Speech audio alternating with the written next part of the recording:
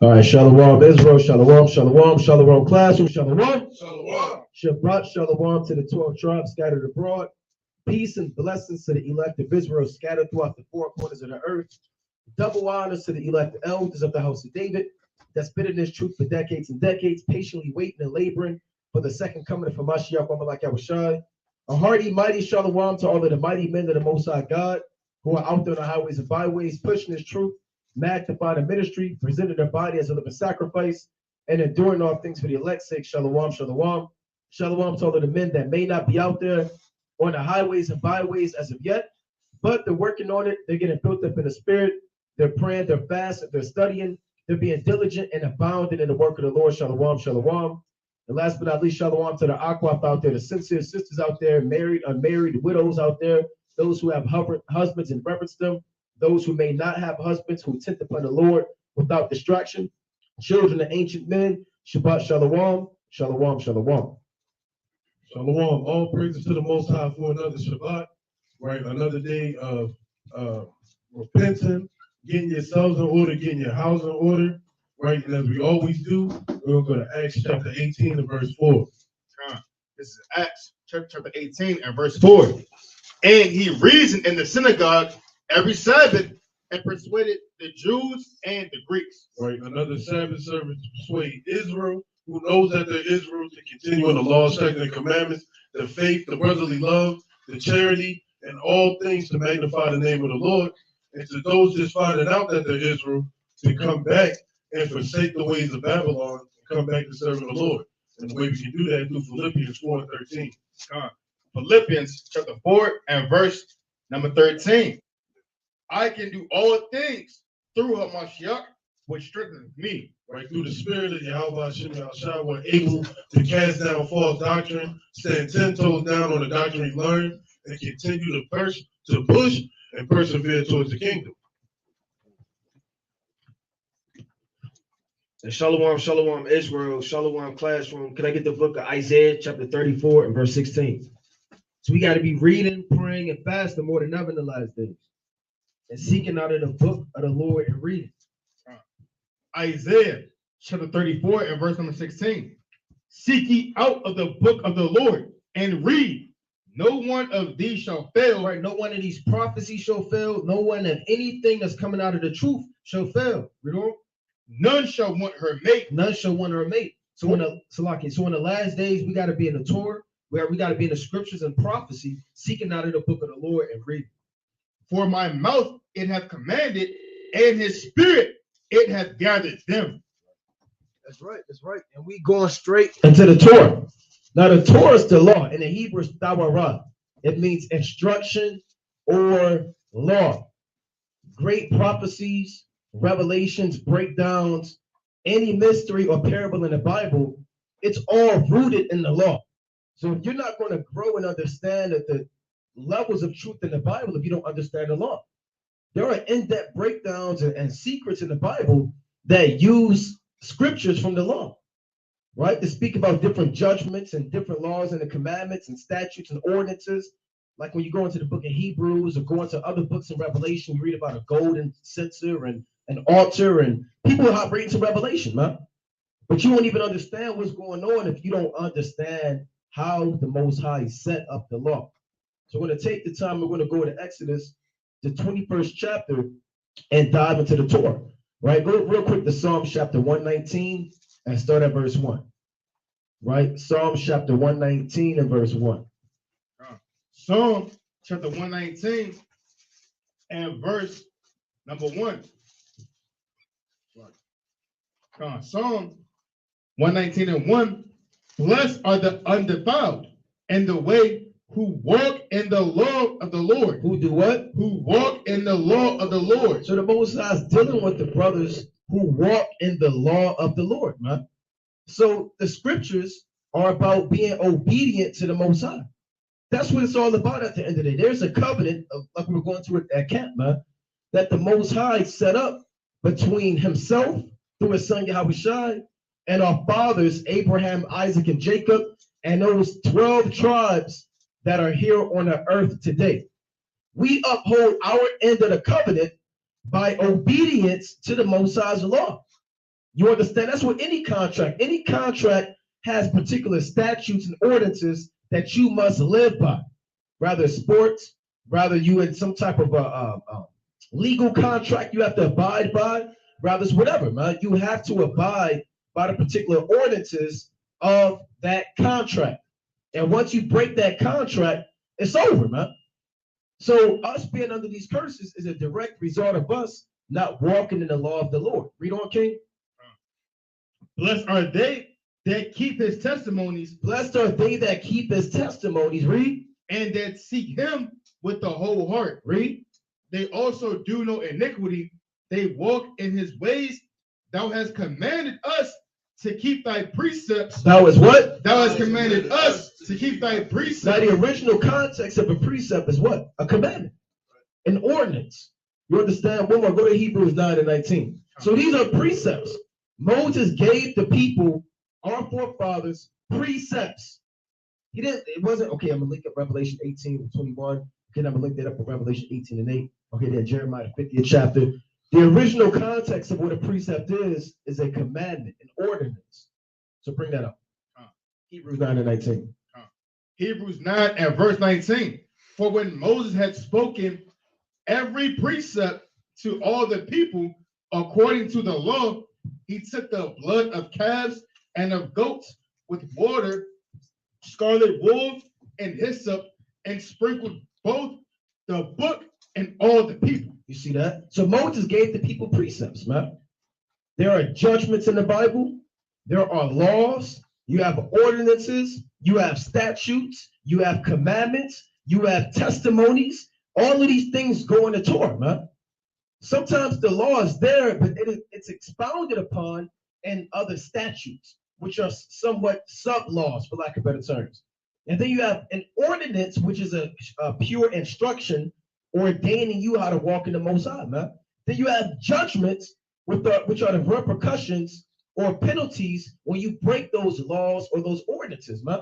So these are the things that we have to know when we come into the truth, and we can know how to walk uprightly in the land of the living, man. Brother. Come, let's go to Sirach 39 and verse number 1. Right? The law is of importance, man. If you cast away the law, you're just a modern day Christian. Talking about you're saved by grace and the Lord came to do away with the law.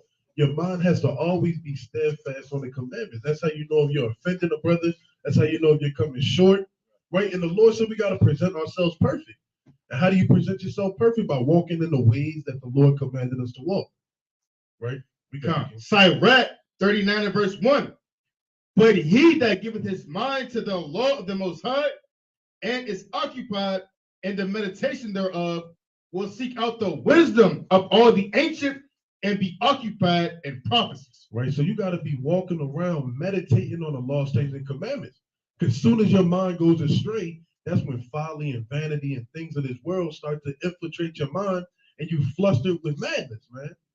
Emotions, right? You're being very emotional instead of using wisdom, man. That's why your mind has to be occupied on the law of the Most High, right? If you're not thinking about, that's what people call it, the milk, right? They say that the law is the milk, which it is, but it's deeper than just milk, right? This is what gives you strong bones so you can stand up and withstand the wiles of the devil, man, by listening and reading and reciting the law. It's a reason why you have to bind it on your hands and put it at the frontlets of your eyes, because this is how we have to walk. This is the way that we're going to be walking forever once the kingdom comes, man. So this is a precursor of how you're supposed to move. So hold fast to that, right? Keep going. I'll be sure. He will keep the sayings of the renowned men, and where subtle parables are, he will be there also. So you're going to be checking in Proverbs and Psalms and Sirach, Wisdom of Solomon, Songs of Solomon. You're going to keep these words of renown, man. And you're going to be meditating on it, man. What did the Lord mean by this? What did the Lord mean by that? Then you're going to be talking in parables, right? And then you're going to be an outcast to the people in the world. And to the people in the truth, you're going to be more of a brother, more of a sister. Right? One more verse, King Bobby. Verse 3. He will seek out the secrets of grave sentences and be conversant in dark parables. Right? And once you get into the law, you start to see how all the books in this Bible always refer back to the law, because the law is full of prophecies. It's full of prophecies. It's full of dark sayings. It's hard to understand some of these things, but once you start getting more deep into this truth, you're going to be in grave sentences, man. Right? You're going to be sitting there reading the Leviticus, be like, yep, there's a precept for that in Hebrews. There's a precept for that in 1 Corinthians. So you got to make sure that you're meditating on these laws all day long. Even before you go to sleep, try to recite 10 laws not found in Exodus 20, just to make sure you're staying sharp. You can get the book of Joshua chapter 1 and verse 8. Right? Joshua chapter 1 and verse number 8. It's the book of Joshua, chapter 1 and verse number 8. This is the book of the law. Shall not depart out of thy mouth. Right, you can read it again, King. Come. This book of the law shall not depart out of thy mouth. So the Lord said the only thing you should be speaking is the law, man. Right? Without the law, we wouldn't be rooted as men in this truth, man. We wouldn't be able to grow as trees without the first root, which is the law. Read on. This book of the law shall not depart out of thy mouth, but thou shalt meditate therein day and night, that thou mayest observe to do according to all that is written therein. For then thou shalt make thy way prosperous. Right, that's how you're going to overtake kingdoms, man. That's how you're going to rule and get the kingdom. That's how you're going to be able to have understanding in prophecy by keeping the law. Right, that's how you're going to have a prosperous way. And the Lord for to open the doors for you. Right, the Lord to have mercy on you. Read on. And then thou shalt have good success. Right. Have not I commanded thee? Be strong and of a good courage. Be not afraid, neither be thou dismayed, for the Lord thy God is with thee whithersoever thou goest. Right, so to have good success in life is to keep the law, statutes, and commandments. That's how to remove smitten of madness. That's how to keep the father in the household. That's how to eliminate these curses that's taken hold of us as a people, to keep these laws, to remove it in the last end. I get 2 Ezra chapter 16 and verse 79. 76. Start at 76. 2 Ezra chapter 16 and verse number 76. And the guide of them who keep my commandments. So the Lord said he's only going to guide you with good success, mercy, right, for you to be able to grow once you keep these precepts. Read on. And the guide of them who keep my commandments and precepts, saith the Lord God, let not your sins weigh you down, and let not your iniquities lift up themselves. So how you going to be able to know if you're in sin unless you know the laws, man?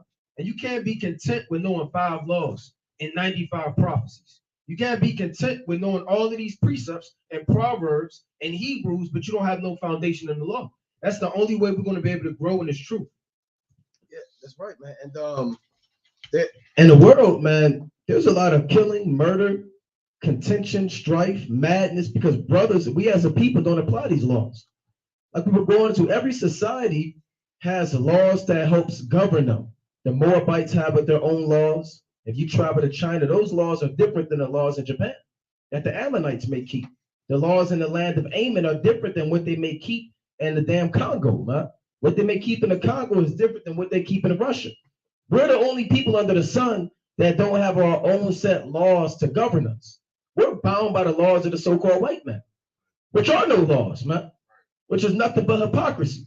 So these are the top laws and the top ordinances, and these laws, like Amos was saying, are going to be in our inward parts in the kingdom if we're part of that number. But these laws are going to be enforced in the whole world, man.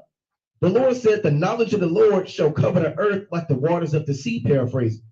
So let's go to Exodus 21. Let's dive right into it. Now, Exodus 21 goes into the judgments of the law. So when certain things are done erroneously or done contrary to the commandments, there are laws to show how to deal with that. All right, so bring that out. Exodus 21 and 1. Exodus chapter 21 and verse number 1. Right? Now these are the judgments which thou shalt set before them. So there are judgments that have to go out, man. When the laws aren't broken, it's, oh, what do I do? Okay, I'll just keep another law. Right? You're just bouncing around, man. But there's penalties, man. Read on.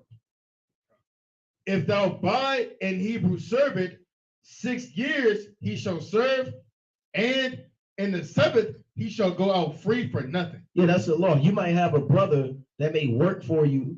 It's not talking about how the so-called white man bought us. It was buck breaking and lynching and robbing and murdering us. It's somewhat of a fellow brother, like an indentured servant.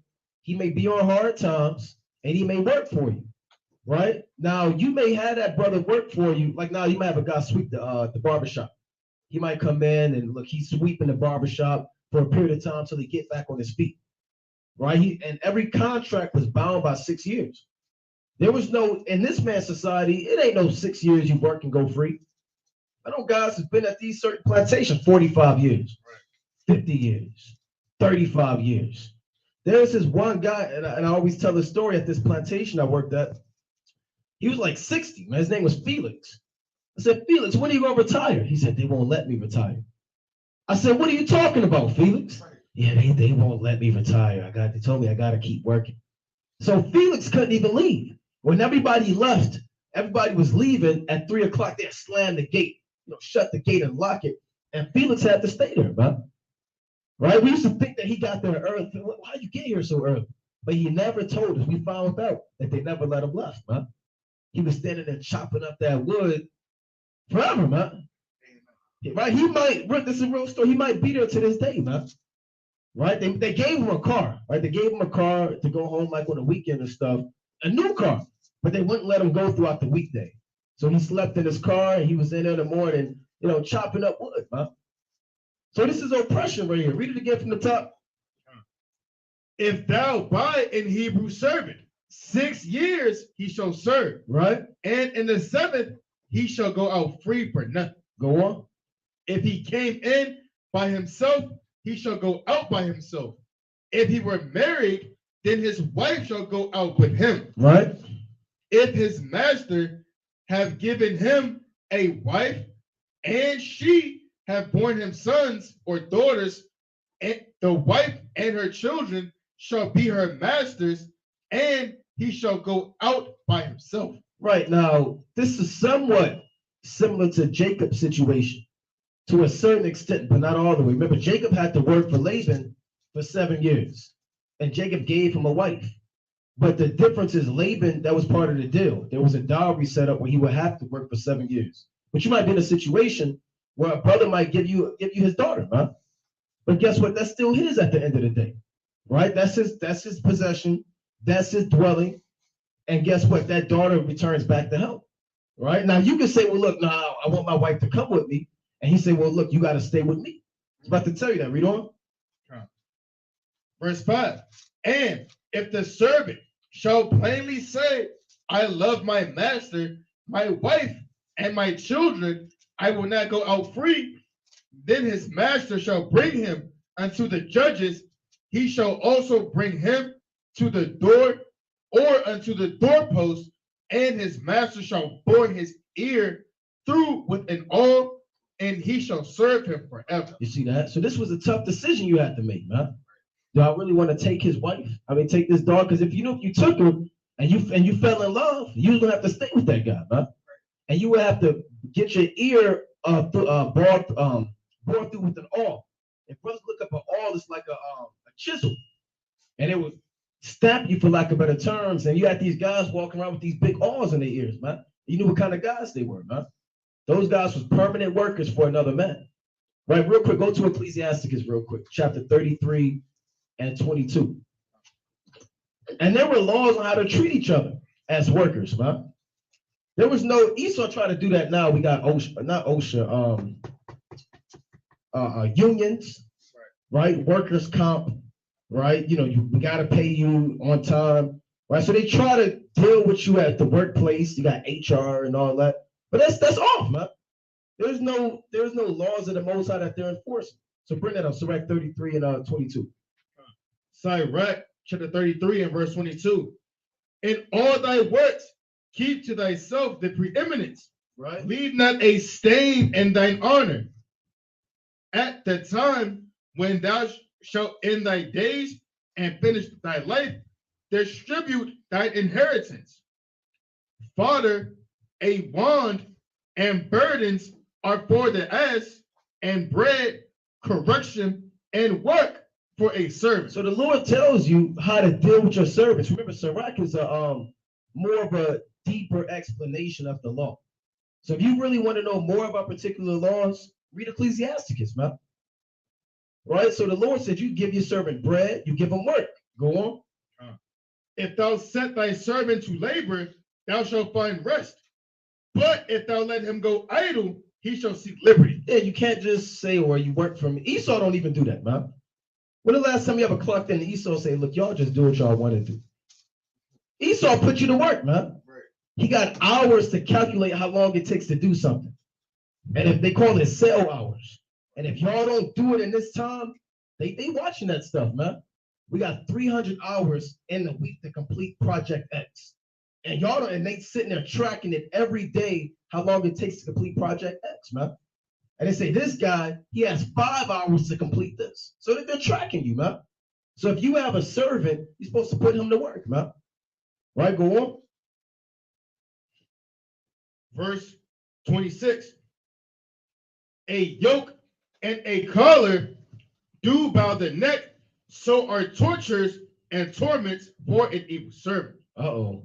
Now the Most High said you got tortures and torments, man. That's in the Bible. Ask your pastor about that, why the Most High said there are tortures. Now it doesn't say what kind of torturing it is. Right? It doesn't go in depth about the torments. But guess what? If you had a rebellious servant, hey, guess what, man? Things happen to him. Now, real quick, go to Exodus 21. Right? I think when you read 21, I'm going to jump down to verse 20. 21 to 20.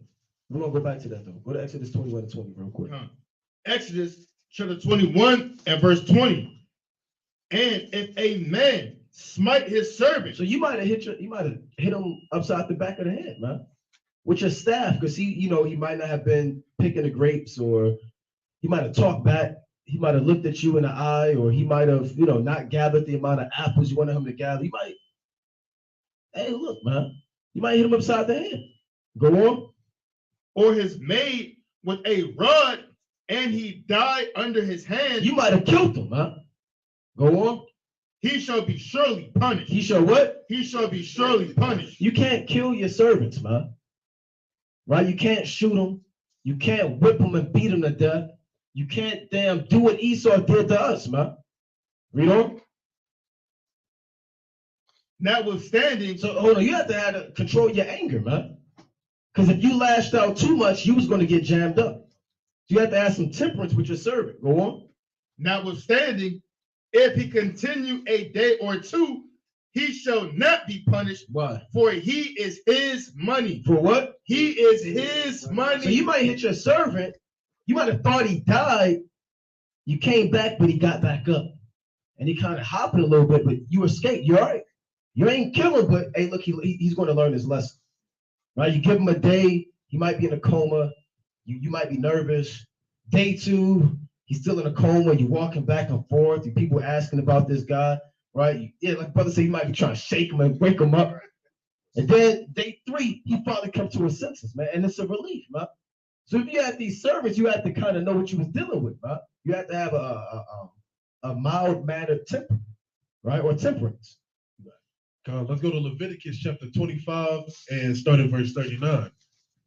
Right, and that's the spirit. I remember when we were younger, they used to tell us a story about Harriet Tubman and how she got hit in the head with the cast iron. Right, and she was out for like a week, and they said she suffered seizures from that her whole life. Damn. So things like that would happen. Right, that was on the left-hand side because that was the so-called white man. But in the ancient world, man, you know how Israel get. Israel will buck up for anything. Let you be a supervisor at a job, and you got 7 Israelite brothers working under you. 7 out of 7 gonna try you. You're like, man, I'm gonna slap the fella. You be like, what you say? That make you want to just put hands on them, man. But you can't really do that in today's age. Right. And this is another explanation from Exodus 21. Right, we get it. Leviticus chapter 25 and verse number 39. And if thy brother that dwelleth by thee be waxen poor, and be sold unto thee, thou shalt not compel him to serve as a bondservant. right? So you may have a brother who's more wealthy and he's well off, and then a brother falls on hard times. You can't treat that man like a heathen, right? You can't use him as a belly warmer, right? You can't use him just for hewing wood and drawing water, and then he got to do planks all day, right? You can't treat him as a bondman, right? But as an hired servant, right? That's one of your employees, right? They have in the world today, they call it Employee Appreciation Week, right? Where they give you donuts in the morning, you know, they making you a bag of trail mix, talking about thank you and a shirt, right? In the ancient world, we used to give fatted calves, right? Not just an appreciation week, but we treated them as brothers, man. But as an hired servant and as a sojourner, he shall be with thee and shall serve thee until the year of Jubilee. Right, the year of exaction. He worked those years that he had to, and on that 7th year, he can go free, go back to his father's possession. Right, that land doesn't become yours because he's working for you. Now I'm gonna hold on to this. Right, that post from that post, that's my land for these next 6 years. No, you let him go after that, right? And then shall he depart from thee, both he and his children with him, and shall not return, and shall return unto his own family, and unto the possession of his fathers shall he return. And I'm led to believe in the ancient world after those years, right, they had a big feast. Right, they probably appreciate, man, I had this huge vineyard, I couldn't have done this by myself. They probably shipped them off with portions. Right, it was probably bitter seeing your servant, your brother go away. Like, you know, it's fun when you in the working with, like we had to clean the school a couple weeks ago. That was hard work, but we enjoyed doing that.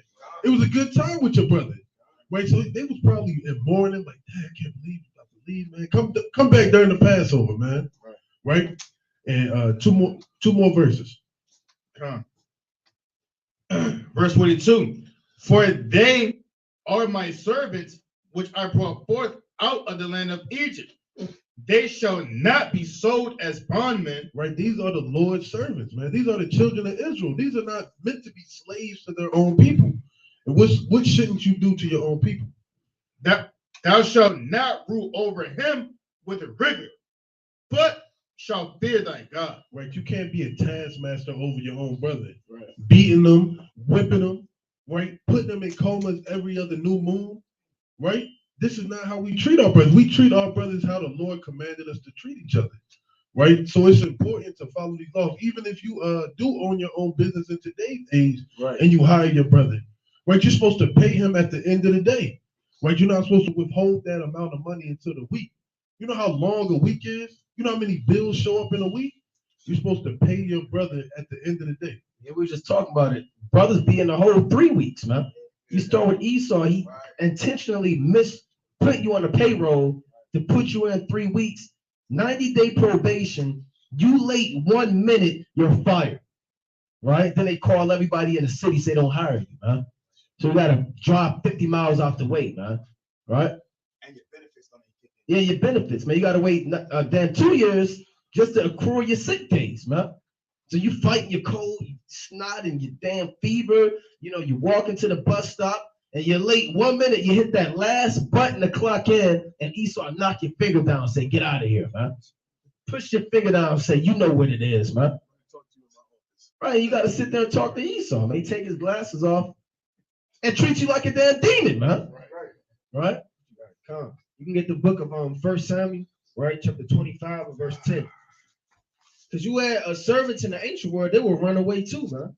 Right? Every servant wasn't wanting to be a servant. Go to 1 Samuel. 1 Samuel and verse 10. 1 Samuel 25 and verse number 10. And Nabal answered David's servants and said, who is David? And who is the son of Jesse?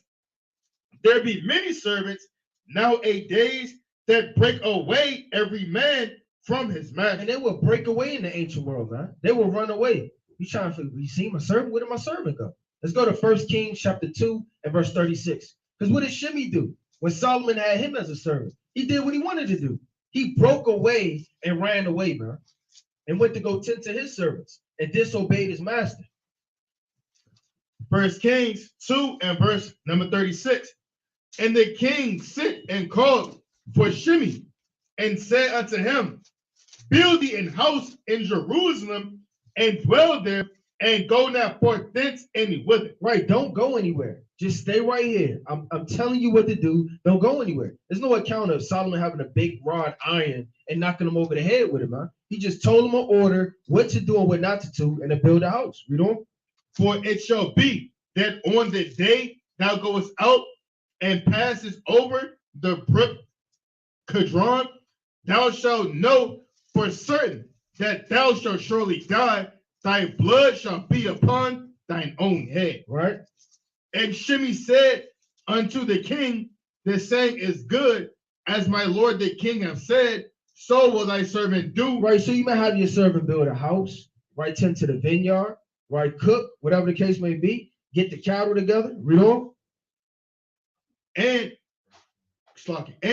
Shimei dwelt in Jerusalem many days.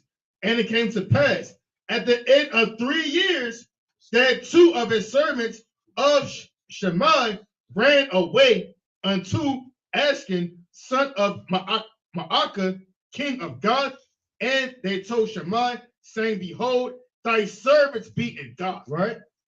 And Shimei arose and saddled his ass and went to Gath to Achish to seek his servants. Right, this is a polite runaway. Like in the ancient world, so like slavery days on the left-hand side, you have to really run away, man. You have to hop the fence. You have the dogs and the greyhounds barking. You have the lanterns and the switches and the horses, and they'll be smelling your scent, and they'll be after you, man. But in the ancient world, you have certain men that disobeyed their masters, and they ran away, man. Right, read on. And Shimei went and brought his servants from God, and it was told Solomon that Shimei had gone from Jerusalem to God and was come again. Right? And the king sent and called for Shimei and said unto him, did I not make thee to swear by the Lord and protested unto thee, saying, know for a certain on the day thou goest out and walkest abroad any whither that thou shalt surely die. So you have judgments. Read on. And thou saidst unto me, the word that I have heard is good. Why then hast thou not kept the oath of the Lord and the commandment that I have charged with thee? So that I have charged thee with. The king said, moreover, to Shimei, thou knowest all the wickedness which thine heart is privy to, that thou didst to David my father. Therefore the Lord shall return thy wickedness upon thine own head. Right, so he was a rebellious servant. He did what he wanted to do. He loved Jerusalem. He didn't listen to his master, and he did his own thing, and that blood fell upon his own head. Yeah, 1.2, to add to what the brother was saying, in the law, you can't even chase your servant once he runs away, man. You got to kind of just let him go. So he was going off on multiple occasions, man. There was no hunting down, like the brother said, hunting down your slave with a lantern.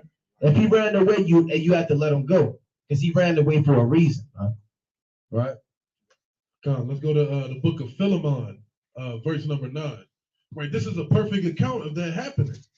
Right, with Philemon and Onesimus, man. Right, Onesimus was probably extremely rebellious. Then came into the truth. He was like, dang, man, I'm going off, man. Right, that's Jeremiah 34, and I believe it's verse 14. Right, Israel was known for not letting, their hired servants go, man. They thoroughly rebuked people for not doing that. You letting your servant go? You must be out your mind. Look at all this increase you got, man. You better keep him for another 7 years. Man, you better hold him in your pocket. Right? Man, you know how Israel is, man. Israel would do anything to come up. Right? Let's read that, King. Bible shot. Philemon 1 and verse number 9. Yet for love's sake, I rather beseech thee, being such an one as Paul the aged, and now also a prisoner of Yahushua HaMashiach. I beseech thee for my son Onesimus, whom I have begotten in my bonds, which in time past was to thee unprofitable, but now profitable to thee and to me. So Onesimus was probably a hard-headed servant, man. He probably told him to go gather those grapes. And what did he do? He went to go chill in the barn with the animals or something. Right? He did what he wanted to. He was unprofitable to Philemon. But now, since he's coming into the truth, right, he's profitable to the ministry. He's profitable to be a brother into Philemon, and so on and so forth, right? Whom I have sent again, thou therefore receive him, that is mine own bowels, whom I would have retained with me, that in thy stead he might have ministered unto me in the bonds of the gospel. Right? So he was like, I'd rather him had stayed with me, but he got to fulfill that thing that he has with you already. Right? Let's jump down to verse 21. Verse 21, having confidence. Go to verse 17. Verse 17, if thou count me, therefore, a partner, receive him as myself. If he has wronged thee or owed thee aught, put that on mine account. I, Paul, have written it with my own hand. I will repay it, albeit I do not say to thee how thou owest unto me, even thine own self besides. Yea, brother, let me have joy of thee in the Lord. Refresh my bowels in the Lord. Right? So he's saying, look, all that time he was gone, put that on my account. Right? Because you got to think, if you're repaying something off or you're owed something, all that time missed, that adds up. Right. If you don't pay your bills on time, what do they attack you on that? Interest. If you don't pay on time, that's more interest, more interest, and more interest. At the end of the loan, all that late payment, that's a whole 5 years worth of bills, man. Right? And verse 21 is key. Verse 21, having confidence in thy obedience, I wrote unto thee, knowing that thou wilt also do more than I say. He knows that he's going to receive that man and treat him as a brother, even though he may be upset with that brother. Right? I know you're going to do this thing because you're a follower of Yahweh Shem Yahushua. Okay. That's right. I got one more in there. Go to Amos chapter 2 and verse 6. Right? So you got to know how to treat your brother in this thing, man. Right? Amos chapter 2 and verse 6. Look at Amos chapter 2 and verse number 6. Right. It reads, and thus saith the Lord, for 3 transgressions of Israel, and for 4, I will not turn away the punishment thereof, because they sold the righteous for silver, and the poor for a pair of shoes. For what? And the poor for a pair of shoes. That sounds like a Negro. Right? That Negro right there, man. Selling the poor for a pair of shoes, man. Do anything for the Jordans, man. Right, for the 11s. They've been out 4 times already, brother. They're coming right back out, right? And you just lusting after them, man. Right, for the cool grades, the ones. Right, they add one number to one damn so-and-so, man. You lusting after him, man. Because he added a different number to it, man. The Most High said that we were selling the poor of our people for silver, man. I got 30 shekels. I know it's the 7th year coming in, but I'll be over there at midnight. Then he put a damn black bag over your servant face and damn clothes up there, all in his ear, man, with some dead skin, and put him in cuffs and put him on your damn wagon and carry him away, man. From the land of Reuben all the way, man, to Jerusalem. Or he'll sell you for a pair of shoes, man. He needs some new sandals, you know, kind of down bad, man. You're looking at the ones you got on. He don't have too much money in his pocket. You patting his pockets, you looking for the shekels. Then he look at you working in the field doing this. Your woman waving at you, you waving back. And meanwhile, he's talking to this guy, man. Right? This is what we have to deal with the so-called white man. He in the field talking about, I love you, brother. Right, man. And they on him. Looking at his damn shoe size, man. Then a couple of Jakes walk up to you from the tribe of Dan, man. Right? And then they just bound you up, man. They tackle you, bound you up, and sell you to the Ishmaelites, man. For a pair of shoes. They do that in the like the NBA, they might have a 3-way trade. We're going to sell you to this guy, but if we sell you to this guy, you get this guy. So they'll sell you to an Israelite for a pair of shoes. He gets shoes, and you plan on selling them to an Ishmaelite, man, for a head wrap, huh? Now your brother's sitting up there in a land of damn Yemen, man, digging sand pits for a pair of shoes. That's evil right there, man. That's a wicked to sell your brother for a pair of shoes and some silver. So you got to know how to deal with your brother in this thing, man. You're supposed to love your brother as you love yourself, man. So servitude really wasn't grievous, man, unless you was in a wicked situation. And there's a lot of scriptures that go into servants obey your masters and slaves. But that's not talking about what the so-called white man makes you believe it is, man. Yeah, just let me buck break you. Servants obey your master. Right, it is what it is. You know the deal. Yes, master. Right? Let me take your woman. You kick the door down and take your woman, man.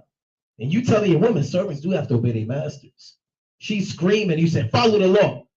Right? So these are the wicked things that our people have to deal with, man, being beguiled by the serpent. Right? So let's go back to Exodus 21. Okay, you go ahead, King. And to touch on that, we can get on 1 Timothy chapter 6 and verse 1. 1 Timothy chapter 6 and verse number 1.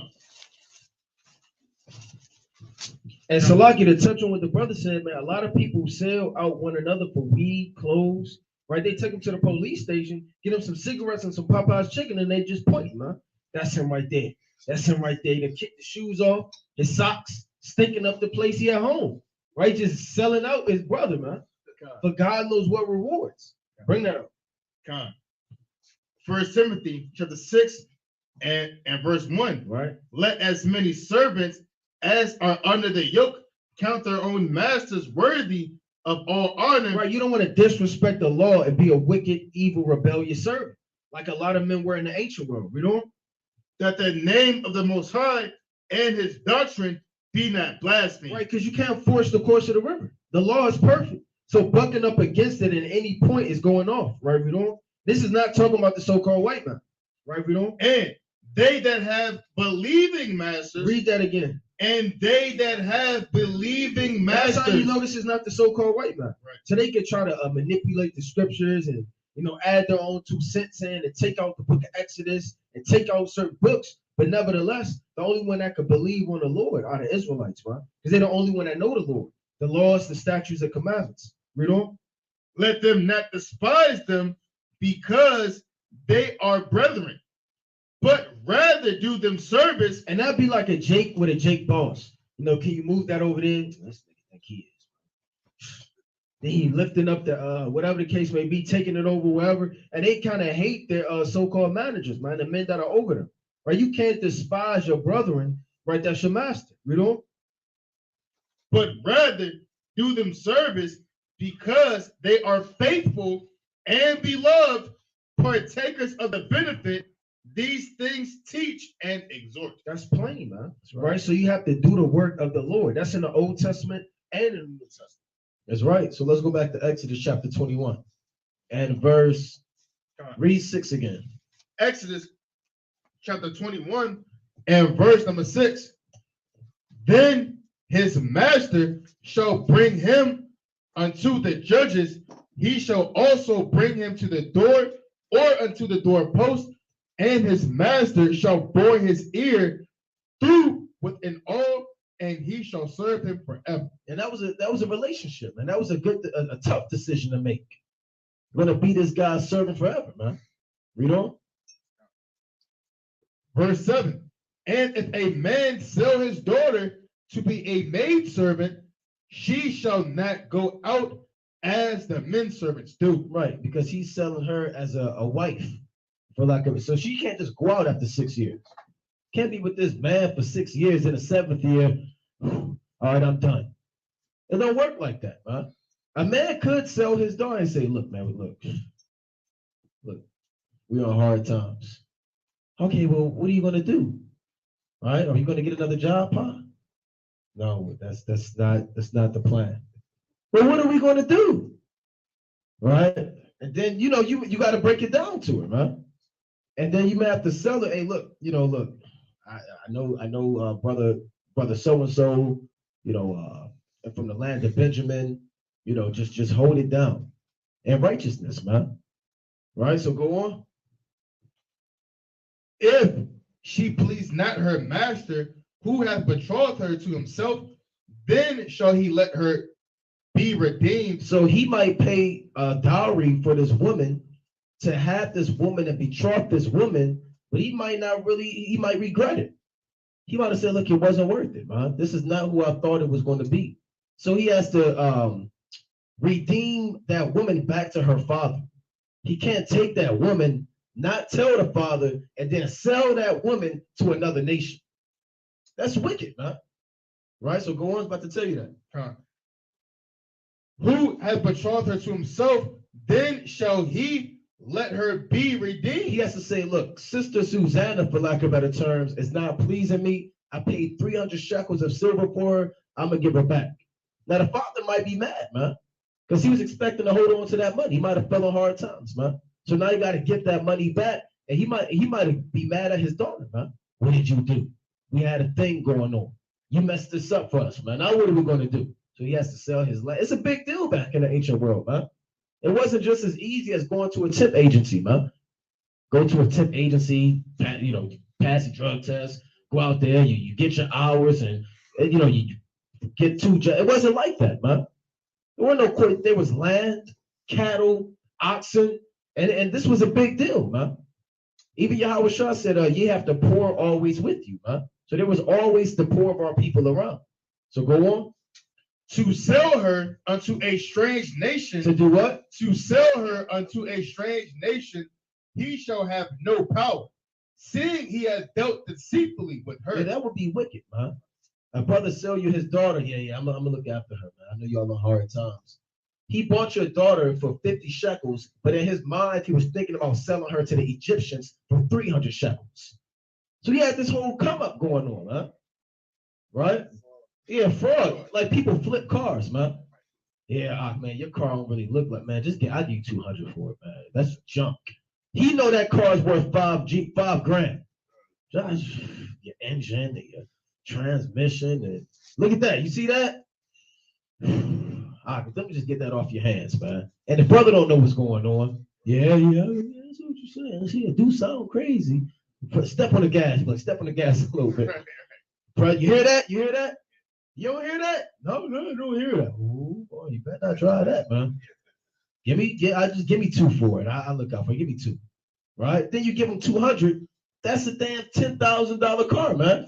And he take it and he damn sell the parts for $5,000 and sell the rest of it for $10,000, man. That's wicked, man. Now you don't have no car. You got $15,000. He put up in his new car. Tomorrow, do you need a ride? Right? So you act like that in the ancient world. Men was dealing with daughters and women like that, man. That's wicked. You got it. It's the book of Proverbs, chapter 20, verse 14. It is not, saith the buyer, but when he goeth his way, then he boasteth. That's right, man. You got people saying it is not. Might sell him a diamond ring. This isn't. In his mind, he know it's damn expensive, man. He came up. It is a big deal. But he says it is not. This ain't really it. Hey, look, I do that to these Ishmaelites, man. Yeah, I go into these Ishmaelite spots. They selling meat trees and all types of stuff and incense and oils. I give you so and so for it. 40. Like, nah. I'll go somewhere else. Okay. Let's talk about it. All right. What do you want to talk about? Yeah, for you, my friend, 25. So you gotta get on these nations, man, because they'll try to finesse you, man. They don't have set prices in these stores, man. They sell it to you according to how you present yourself. So they'll sell you something for $75, man, when it's really $25. You got people that do that in tourist places. If you go to like New York, Times Square, they'll sell you a bottle of water for $40, man. They'll do that. They could read you and say, yeah, I mean, this guy, he's great. Right? We'll get this guy $40 for a bottle of water. He's happy to buy it for $40. But the guy that came from damn Brooklyn, or he know his way around, you ain't gonna sell him that for $40, man. That's $1.50, and he want the bag of chips, man. And he might do this. He's like, give me that. He might take something, right? And here he comes. So, hey, you have robbery, and give me real quick Ecclesiasticus 28 and 26, I believe. right? 28 and 26. You had that type of spirit in the ancient world. There's no bigger finesser than an Israelite, man. Be your own people trying to finesse you, man. Bring that up. Yes, sir. Plant you. Jacob, Yaiquab versus Yaiquab. Right. Sirach chapter 28 and verse number 26. Beware, thou slide not by it, lest thou fall before him that lieth in wait. 26 and 28. Sirach 26 and verse 28. Right? There be two things that grieve my heart, and the third maketh me angry. Right? A man of war that suffereth poverty, a man of understanding that, a man of understanding that are not set by, and one that returneth from righteousness to sin. The Lord has prepared such an one for the sword. Right, go on. A merchant. A what? A merchant. A merchant. A salesman. A merchant shall hardly keep himself from doing wrong. Because they cut corners, man. They cut ties. They might lie, finesse. And like a car salesman, man. Their job is to get this commission. Hey, you can't really trust the car. He's trying to get his job going, man. Sometimes you got to take a mechanic with you, man, or take a top guy with you, man. I've been robbed plenty of times, brothers know. Robbed many a times, man. Plenty of like so and so. Then you put more into a car than what you spent for it, man. So merchants, look, they just looking for the come up, man. They sell you, these Ishmaelites, they sell you necklaces and stuff, and don't turn green. It won't turn green, right? It won't turn on you. $275 for you. You buy it, you put it on your neck, itching tomorrow, man. And the whole thing turned green. And you go back to them, they say, no, I never sold you that. Then they kick you out, man. Read it from the top. Sirach 26 and verse number 29. A merchant shall hardly keep himself from doing wrong. Yeah, merchants in the ancient world. Go on. And huckster. And a what? And a huckster. What is a huckster? A con man. It's a con man. A hustle man. That guy who opened up his jacket and he got CDs, razors, DVDs, toothpaste. Brothers go in Baltimore, they sell you anything. Deodorant, socks, lotion. And you be in a bus, it's a whole market on the back of the bus, man. It's a guy selling damn toothpaste. He got a stand, he got loose ones, and they make money, man. They be good deals. We used to teach up in Lexington Market, man. They walking around, they selling. I've never seen a place that sell like that, man. Packs of socks, damn boxers, man. Deodorant, lotion, Tide. They be having the big Tide joints. Yeah, the pods, the Tide Pods, man. Tide Pods for $1.99. Different oils. Yeah, they have 4 sashes of oils, man. You gotta watch out for hucksters, man.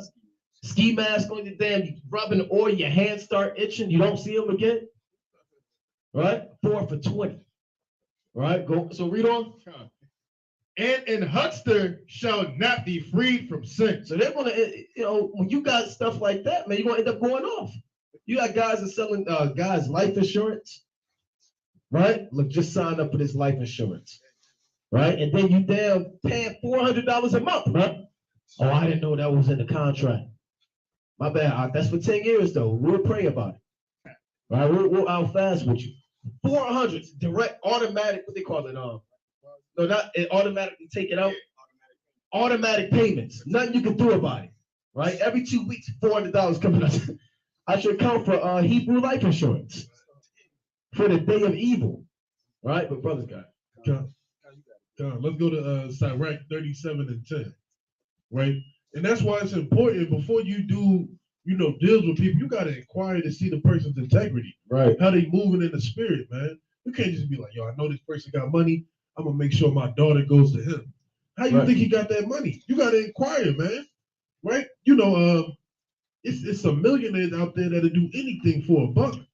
Right? And that's how they got there, man. You saw that in, what's that movie? Scarface. Yep, right. Scarface stabbed up the dude who helped him with the thing. Turned his back on the dude, not referencing Scarface as righteousness, but I'm just saying, Israel do anything for money, man. right? They see a dollar sign, they'll stab their own mother for $1, right? Let's go to Sirach 30. And you gotta be aware of who you're doing deals with, man. Right. That's the key point of this verse. Sirach 37 and verse 10. Consort not with one that expecteth thee, and hide thy counsel from such as envy thee. Right. So you can't be consulting with people who are always suspicious of you. Right? Somebody who always is scratching their head when you come around. Like, man, ain't you the same dude that did this? Man, what you need? You want to do what?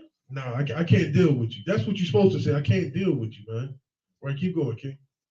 Neither consult with a woman touching her of whom she is jealous, neither with a coward in matters of war. So, sisters, you can't be consulting with another sister that's jealous with you. Right? Always got something to say about what you're doing, bringing you down when you bring something up. They're going to give you instruction to overthrow whatever you're doing. Nor counsel with the coward in matters of war. You can't ask a coward how to go to war. He's going to say, well, you got to hide, get the blanket, hide behind the bush, make sure they don't see you. Camouflage. Right, camouflage, throw a rock. Play dead. Right. Fetal position. I'm going to teach you how to hold your breath and stop your heart for 25 seconds so they'll walk away. Jump in the water with that straw. Right. So they can breathe a little bit. Hide behind the bush and throw a rock over there so they go over there. Man. These are people you can't consult with, right? Right. Keep going, King. Nor with a merchant. Or with the what? Nor with a merchant concerning exchange. You can't talk with a salesman trying to sell you something. He's gonna upsell you every time. Right. He's gonna sell you the deluxe for a basic. And you're not even gonna know, man. He got all the ins and outs of what he's trying to sell you, but you think it's something special. And Salakia, real quick note, like on Martin when he sold him the Hashitashi, man. He went in there for the little TV, but he ended up buying the damn Hashitashi, man. He had to hit the joint 8 times and move the stick. Right? Like the brother said, we all have been beguiled, man. Right. I went, quick story, I went to what was that? The flea market. You know, the flea market. That's it. Yeah. It's over there. You gotta be on game. Yeah. Went in there one time, I thought I was buying a Lacoste sweatshirt. It was fire. I'm looking on the inside. Man, I get home. I look at the bottom tag. The one part you didn't look, the joint said Hanes. I'm like, what? Where did that even come from? You know. The Moabites be doing that, man. And you couldn't tell. It was the cleanest thing I've ever seen. I still wore it. Nobody knew. Right? But you can't deal with you can't deal with a merchant when it comes to buying and selling, man. But you gotta be on your game when dealing with it. Right, keep going, King. So it's like, I got you. God. Verse 12. It's like reading on in verse 11. Nor with a merchant concerning exchange, nor with a buyer of selling, right? Nor with an envious man of thankfulness, nor with an unmerciful man touching kindness. Right, you can't deal with a man who has no mercy trying to show mercy, man. Or you can't deal with a tyrant asking, how do I help this brother get off? Right. He's gonna say, cut his hand off. Right? Let him be found with something, we're gonna get rid of his hand. Right, keep going, King. Nor with an unmerciful man touching kindness, nor with the slothful for any work, nor with an hireling for a year of finishing work, nor with an idle servant of much busyness. Hearken not unto these in any matter of counsel. So you can't hearken unto those, man. So you have to be mindful who you're dealing with, man. In the ancient world, they had to inquire, man. I had to know who your father was, your father's father. What's your occupation? What do you do in your meantime? So my daughter, who is still my possession, won't be sold off, like the brother said, to the Egyptians for X amount of dollars or X amount of shekels. Come on. You can get the book of Sirach, chapter 20, and verse number 12. And this is why this book is for us, man.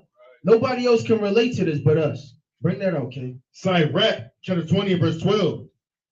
There is that buyeth much for a little. And a lot of jakes, they buy a lot for a little. They get a so-called deal. All right, they sit there, they pay $100 for something that really costs $500. And they feel like they done scoped in so much, right? Either to sell it, right? To flip it, to do God knows what with it, you know? And repayeth it sevenfold. Right, the police at your door now. Now you got 7 years in prison. They got 25 years in prison. You done got a whole lot for little, but now you're gonna repay for it sevenfold, man. That's just shysters, man. Like the brother said, that's the brother opening up his jacket. That's the brother saying, man, just come to the back door and knock 4 times. Right. Right. Then he opened up the peephole. Then he let you in, man. He got a whole factory back there. Illegal weapons. Right. You just scoping all of it in. Next thing you know, you got to repay all of that sevenfold. You know? And a wise man by his works maketh himself beloved, but the graces of fools shall be poured out. Right. The gift of a fool shall do thee no good when thou hasted, neither yet of the envious for his necessities, for he looketh to receive many things for one. Right is the point. He giveth little and upbraideth much. He openeth his mouth like a crier. Today he lendeth, and tomorrow will he ask it again. Right, a nigga. Read on. Such an one is to be hated of the Most High. So the Lord hates men like that, man. That steals things, that deal with wicked trade, that buy a lot for a little and then try to flip it and it's on the left-hand side and trying to get over on you. Like the brother said, he bought a Lacoste shirt, but it was really a Hanes shirt. Right? All of those things are unjust dealings, like it's in the law. Right, read on. And man, the fools. Right, you can rush right there. That was the point. Yeah, and you gotta be mindful too in Israel, man. There's a lot of merchandise in the nation right now. You got people that sell shirts, garments, jewelry, necklaces, shoes. You buy stuff, you hitting them up. I haven't got it yet. Oh, it's on your way. It's on your way. It's on your way. Right, you hit them up next month. Oh, here's your tracking number. They just typed in random numbers. Right. Oh, well, my tracking number doesn't. Oh, well, let me try UPS. I'm gonna get which I'm at work. You keep hitting them up, and they keep damn turning you left, man. 6 months went by, man. And they deleted their Instagram. Right? And then opened a new one with a new account and a new business, man. You got something you call? Yeah, they be Hamites, man. Them orphans in your DMs, man. How are you? Shalom. Right? Do you have $1? Yeah, no. No, I don't know, Ham. Right? 10 cents a day. Right? We're not doing 10 cents a day for you Hamites, man. Them Edomites traveling. Remember them? We remember them commercials growing up. That old so-called white man who had traveled to the land of so-called Ham. We don't know where he was at. They had the sad music in the background. In the arms of an angel. But you saw them Hamites, there was one in the background, he was eating good, man. So he was eating good, man. I remember my sister pointed that out. He said, you see that? I said, yep. And he was eating good, and they was getting 10 cents a day, man. Yeah, that's right, man. So let's go back to Sirach chapter 21. Right? That's why you gotta have, it's good to pray for discernment, man. It's good, you damn put a down payment on a house. You didn't thoroughly inspect this guy, said, here's my card. And he put it up. Here's my house inspecting license. My real estate agent flashed it and put it down. Right? They asked him to see it again. Did you see it? And he put it in your face real quick and put it back down. Okay. He's selling your damn house. It's not even his house, man. You got $7,000 in cash, and he heard him leave and peel off, man. He said, go take a tour. It's somebody else's house, man. It comes fully furnished. Right? The damn fully furnished, leave the house, and you in the damn bathroom, like the brother said, and you don't pull off, man. And the neighbors come in, and the people, homeowners come in, and say, what are you doing in the house, man? Let's go to read on Exodus 21. Exodus 21 and verse number 9. Read 8 again. Exodus 21 and verse number 8. If she please not her master, who hath betrothed her to himself, then shall he let her be redeemed. Right. To sell her unto a strange nation, he shall have no power, seeing he hath dealt deceitfully with her. That would be wicked, man. Read on. And if he have betrothed her unto his son, he shall deal with her after the manner of daughters. Yeah, you might buy a woman for your son, right? That's how it was. You had arranged marriages, man. Right? Your son might be coming up like Abraham. Abraham went and got who? Rebecca. Right. For Isaac, man.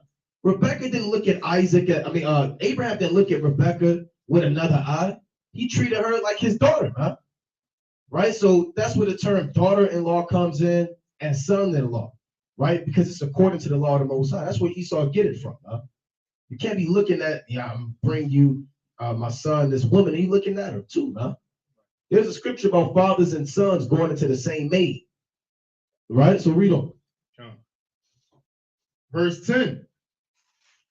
If he take him another wife, her food, her raiment, and her duty of marriage shall he not diminish. So a man might have one wife, but he might take him another wife. So having another wife is not wicked, right? Is it always expedient for every brother? No, right? But is it lawful? Yes. Can you say it's wicked? No, right? Remember, we're an ancient people. Remember the so-called white man, he is the only nation who has promoted monogamy. The Greeks started that and the Romans followed. Every other nation, they always have more than one wife, man. But now our people have been conditioned. Oh boy, that's wicked. Right? Oh boy, you gotta think twice. Your woman. Right, yeah, all the types of spirits, man. But a man could have more than one wife in the ancient world. But if you did, there were stipulations that went with that. Read verse 10 again. Yeah, you cheating. Right. Cheating on me. Hell is that? Cheat. If we go to the concordance, cheating is not in the Bible. Right. Right? You talking to that sister. Now guess what? If that sister is betrothed or has a husband, it's not cheating, it's adultery. Just outright adultery. That's worse, man. So it's not a sin if a man is dealing with a sister that's single. You understand? She's not married or betrothed. It has to be done in order. Her father should know about it, right? There should be structure. There should be all types of order when it goes with that, man. Not just freaking off, man. Flying out, getting her Airbnb. Yeah, man, elope.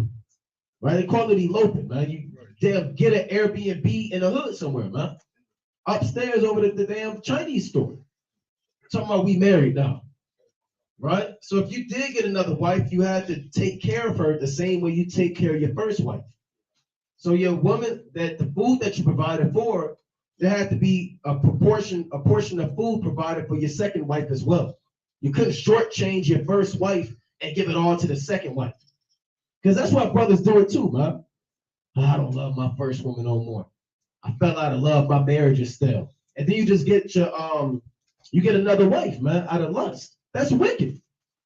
That's wicked. So that's why these laws are here, because you have to take care of your first wife the same way that you would take care of the wife that you're bringing in. So her food, her raiment, you can't take all your first woman dresses and say, yeah, you don't need these no more. And you give them to your second wife. And it also says her duty of marriage. Now, this is why it's important to go into the Hebrew. Go into the Hebrew Bible, Rashad King, and go into the duty of marriage. To see what that's, it's not talking about sweeping and mopping. Right? A lot of brothers, well, you take away my duty of marriage. Right? Who's going to clean and cook? And is she going to do both of those too? That's not what it's talking about. Right? So let's go into this word duty of marriage. Let's go into the Hebrew. And you have to, that's why you have to go into the source of these words. You found? All right, bring it up. Oh, goodbye. You got the mic. No, this is for a duty of marriage, right? This is owner, right? Hebrew word H, it's like an H772. Right? So if you have a concordance, you can look it up. 577. Right? Oh, no. Right? Go on. Come. Right? And it reads, see that? From the Strong's info, from an unused root, apparently meaning to dwell together, sexual cohabitation, duty of marriage. That's what it's talking about. Sexual cohabitation. So you can't deprive your woman of her, what they call conjugal rights. Do benevolence. Yeah, get that in 1 Corinthians 7. Do benevolence. So you can't get a first, I don't want, I'm done with you. I had been there, old news, one. Then you get a second wife. Right? This is it. No, brother. You have to deal with your first wife on every level of righteousness and equality, and the same way you deal with your second wife, man. So these laws prohibit a man from being a demon towards his first wife. Because a man would do that. So the Lord knows, man. So he has implemented these laws for security for his first wife. Right? So bring that up. 1 Corinthians chapter 7.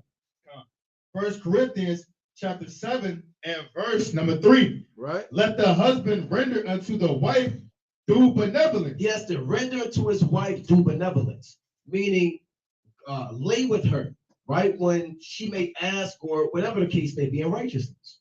Right, go on. And likewise also the wife unto the husband. No holding out. Take out the trash first. Right? No. You didn't work them 50 hours. Right? You worked them 50 hours. This is on lockdown. Right? Here's the key. She put the imaginary key on top of the refrigerator. Right? Right? Take out the trash first. Cut the grass. Cut the grass. Then you're flipping pancakes. Right? And then, you go to work and you come back, I'm tired. There ain't none of that, man.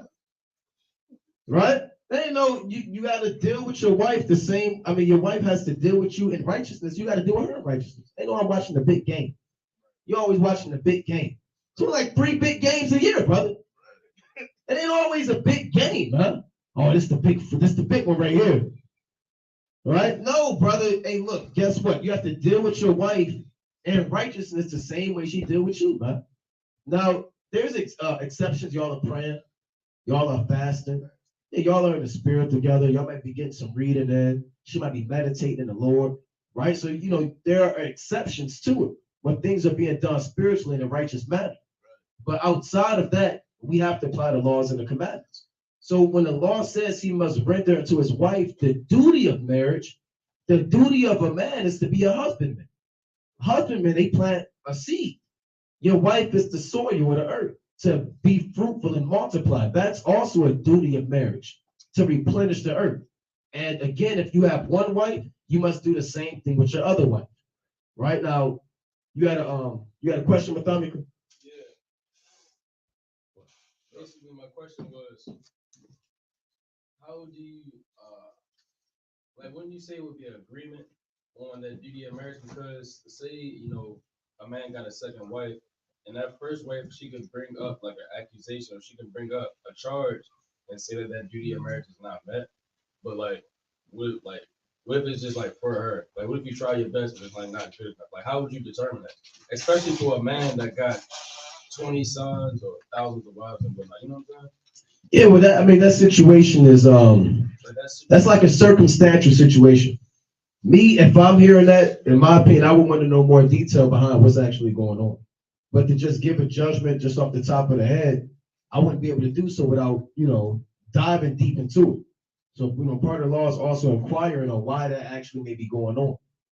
So I would want to inquire diligently concerning the matter and try to provide the right counsel based off of more information.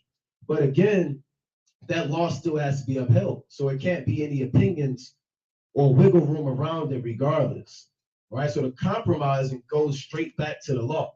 There's no wiggle room outside of the scriptures. Right? Question. So in a case like that, what if it's that you as a husband trying to present yourself to your wife in everything in righteousness, but she does try to hold out on you and find all kind of excuses. If your wife just holding out for days and days and days, weeks, months, Yeah, that's a tough situation, and that's wicked. But guess what, brother? Go to the book of Ecclesiasticus. Go to Ecclesiasticus chapter 37 and go to verse 14. Start at 14, because that can happen. But you want to, you got to stay in the spirit. That could lead to fornication. It could lead to burning. Right, real quick, go to 1 Corinthians 7:1. Then we'll go back to the lesson. Right, but that could lead to burning, fornication, lewd concupiscence, lasciviousness. So that's not a righteous thing to what they call holding out for a man or for a woman, right? Because in the flesh, God forbid, but people are going to do what they do things, man. Right. And it may not be the righteous way to deal with it, man. And he put the spirit on the house, man. So bring that up. 1 Corinthians 7 and verse 1. Now concerning the things whereof he wrote unto me, it is good for a man not to touch a woman. Yeah, it's good because a man can solely focus on the Most High. Right? Go on. Nevertheless, to avoid fornication, let every man have his own wife. Right? And let every woman have her own husband. So to avoid fornication, your wife is obligated to do so. Now, can you just get another wife? Yeah, you can, but I would recommend a counsel. Now, let's say she don't want to get a counsel, and you're just holding out, and God knows what is happening to you. Now, I would still get counsel from wise men. I will pray to Yahweh Bashim Yahushai. I will fast for guidance, because that's a spirit. It put a demon on you. And a man may want to get another wife. You understand? It's not a sin to do so. If that's a route that a brother has to take and his woman is just doing that, sometimes a brother, it's just personal background from situations I heard. A brother do that, then the wife will come back. Okay. I won't hold out no more. Right? And that happens. But I would also recommend that brother pray to the Most High, fast, get counsel on it before he decides to get another wife. And that may be what he will do, huh? So that's a tough situation. You have something like that? Yeah, that's a tough situation, King. So all right, let's go back to Exodus 21. Exodus 21 and 10. chapter 21 and verse number 10. If he take him another wife, her food, her raiment, and her duty of marriage shall he not diminish. Right, so he can't take away from that. That's called having a just balance, being equitable, righteous. Go on. And if he do not these three unto her, the food, the raiment, and duty of marriage, then shall she go out free without money. You see that? So she has a right to go out free if you're not doing these things, man. Go on. He that smiteth a man so that he die shall be surely put to death. Yeah, what is that called? Murder. Just outright murder. You might get into you see these fights that they pick each other up, they slam each other on the concrete, on their neck, and you might kill a guy, man.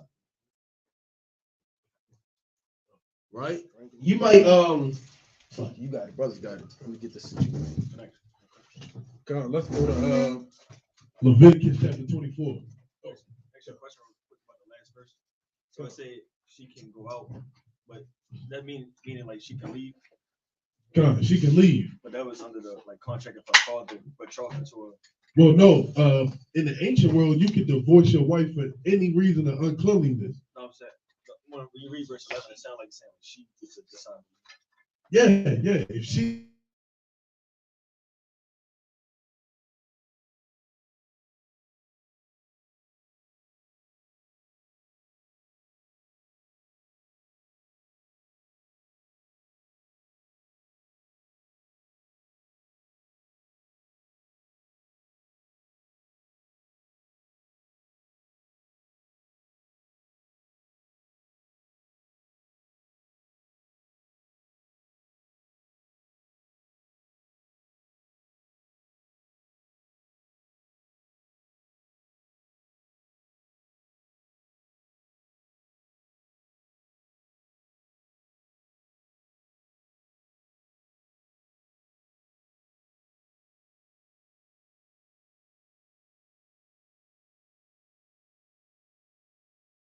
that could be worked out.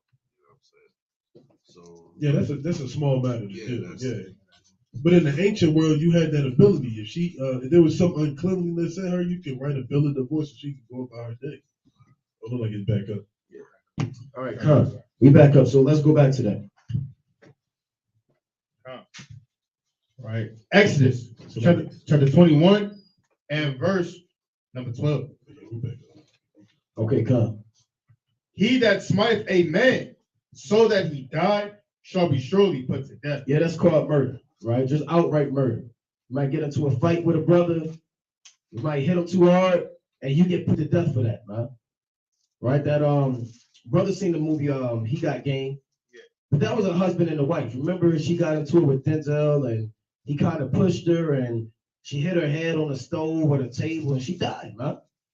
He was doing time for that. So go on. And and if a man lie not in wait, but the Most High deliver him into his hand, then I will appoint thee a place whither he shall flee. You know what is this called? Yeah, city of refuge. But what is the act called? It's not murder. What do they call it? Manslaughter. This is manslaughter. So manslaughter is a lesser criminal offense than murder. Right? So read that again. Exodus 21:13. And if a man lie not in wait. Meaning this is an accident. When you murder somebody, what is it? It's premeditated. They call it premeditated murder. You're thinking about killing this guy, right? But you might, and the Lord gives you examples. Let's go to Numbers chapter 35 real quick to give an example. Numbers 35 deals with murder in detail and the revenging of blood in great detail. So if we start at Numbers in 30, it's like in the 35th chapter, and I want to start. Let's see. Let's start at 16. Numbers chapter 35 and verse number 16. And if he smite him with an instrument of iron, so that he die, he is a murderer. The murderer shall be put to death. Right. They call that blunt force trauma. Right. That's what they call it now. You hit a guy with a iron rod or a tire iron and road rage, and you bust his head open. Guess what? You get put to death for that. Right. That's murder. Yeah. Assault with a deadly weapon. You kill him. Right. Battery. There's all types of laws they call it. It's a type of battery. It's like not aggravated assault, but it's a type of battery that they call it when you hit somebody upside the head, right? But go on. And if he smite him with throwing a stone, wherewith he may die, and he die, he is a murderer.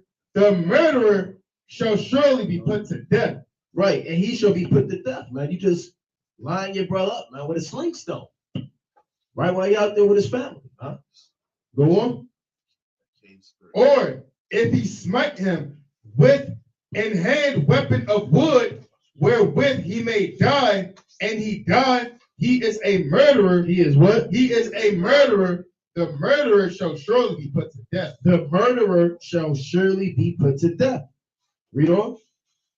The revenger of blood himself shall slay the murderer.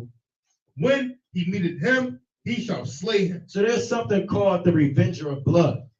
The revenger of blood is if me and Ariah are biological brothers in the spirit, we have the same father, and we got a brother from the tribe of Reuben or whatever, kill one of us, we're obligated and we're justified if we go kill that guy that killed one of us, man. But guess what? This guy, he has 6 cities of refuge that he can go to, right? 3 on one side of the Jordan River and 3 on another side of the Jordan River. And he better get there before we get to him. Now, if we get to him, he ride his horse, he fleeing, but he rests, man. He might rest, set up tent, a camp, and then he hear us coming by, trying to pack up his tent, and we just get him, man. Guess what, man? We bury that guy, and we go back to where we was from. And we're justified in cutting that man down, man. That's called the revenger of blood. A man can do that.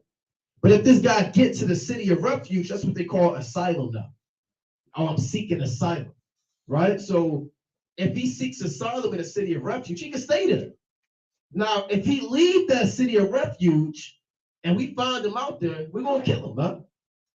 So you might have had a family kind of just camping outside the city. I can't wait till he come out, man. He killed my brother. Just waiting up there, man. The guy peeking over the wall to see if you're still there. You looking at him, and he go back down to where he's at, and he got to stay there to the death of the high priest, which is a long time. So when the high priest died, hey, he could go back to where he's from. Now, you could be mad and want to kill him, but you can't kill him. He served his time, right? I was going to read that. Go on, King. Verse 20.